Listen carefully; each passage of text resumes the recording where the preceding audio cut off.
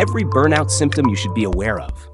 Nearly everyone assumes burnout begins with exhaustion, but decades of psychology and neuroscience suggest that's one of the last symptoms to appear, not the first. By the time you feel completely drained, your brain and body have often been adapting to chronic stress for weeks or even months. That's why burnout is so difficult to recognize.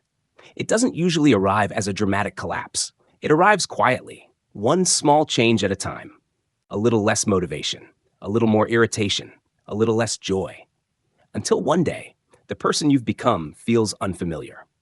Modern research increasingly describes burnout not simply as being overworked, but as a state where chronic stress changes how your brain predicts, prioritizes, and conserves energy. Understanding those changes can help explain why burnout affects far more than productivity. The first symptom is emotional exhaustion. This isn't ordinary tiredness. Sleep often doesn't solve it. Researchers studying occupational burnout, including Christina Masloch, found that emotional exhaustion reflects the feeling that your psychological resources have been depleted. Your brain begins treating even routine decisions as expensive because every choice requires mental energy. Neuroscientists believe prolonged stress contributes to this through cortisol, the body's primary stress hormone. Cortisol is useful in short bursts. It helps you react to danger.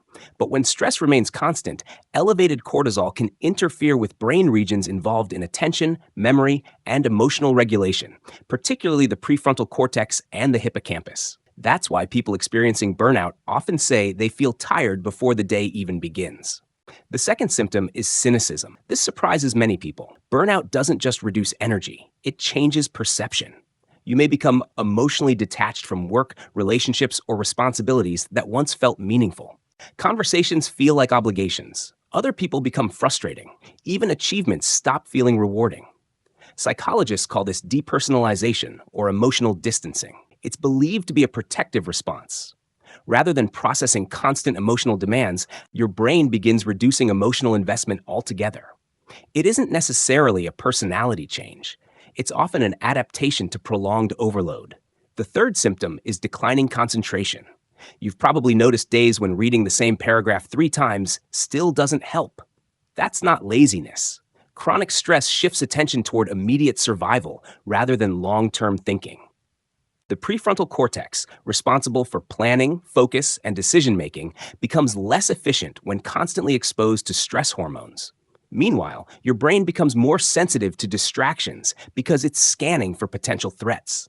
The result is simple but frustrating. Your mind feels busy, yet accomplishing basic tasks becomes unusually difficult. The fourth symptom is memory problems. People often worry they're becoming forgetful with age, when the real explanation may be persistent stress. Memory isn't like storing files in a cabinet. Every new memory must first be encoded by networks involving the hippocampus. Research has shown that prolonged stress can reduce the efficiency of these networks, making new information harder to organize and retrieve. That's why you forget names, appointments, or why you walked into a room. Your memory system isn't broken. It's overloaded. The fifth symptom is losing interest in things you once enjoyed. This isn't always depression, although the two can overlap. Burnout often changes how your reward system responds. Dopamine, a neurotransmitter involved in motivation and learning, doesn't simply create pleasure. It helps your brain estimate whether effort is worth investing. Under chronic stress, that calculation can become distorted. Activities that once felt satisfying begin feeling emotionally flat.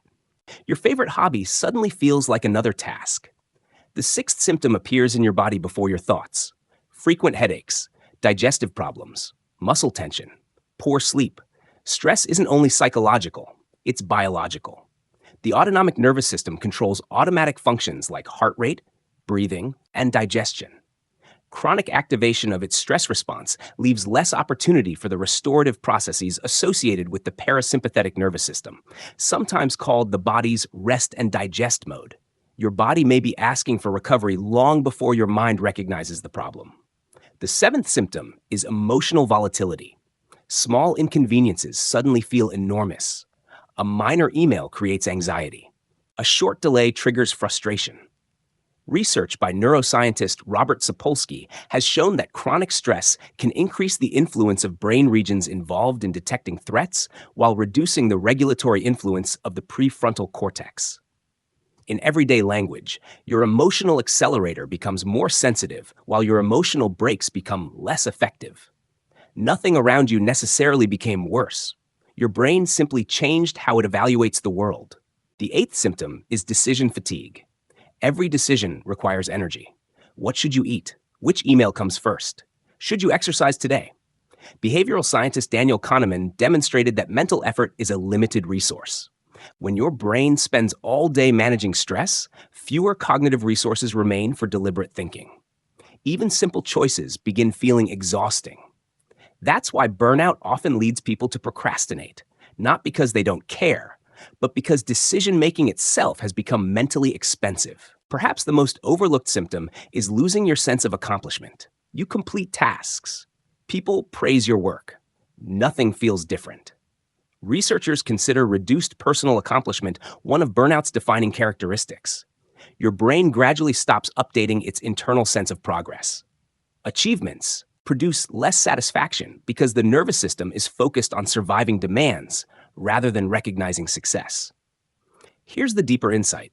Burnout isn't simply the result of working too much. Many people work long hours without experiencing burnout. Research consistently suggests the combination of chronic stress, insufficient recovery, low control, emotional overload, and a mismatch between demands and available resources that creates the greatest risk. Your brain isn't failing. It's adapting. Every symptom, from forgetfulness to cynicism, from poor concentration to physical tension, can be understood as part of an interconnected biological strategy designed to conserve energy under prolonged stress. The irony is remarkable. The very changes that help you survive chronic pressure in the short term often make thriving impossible in the long term. Understanding burnout through neuroscience changes an important assumption.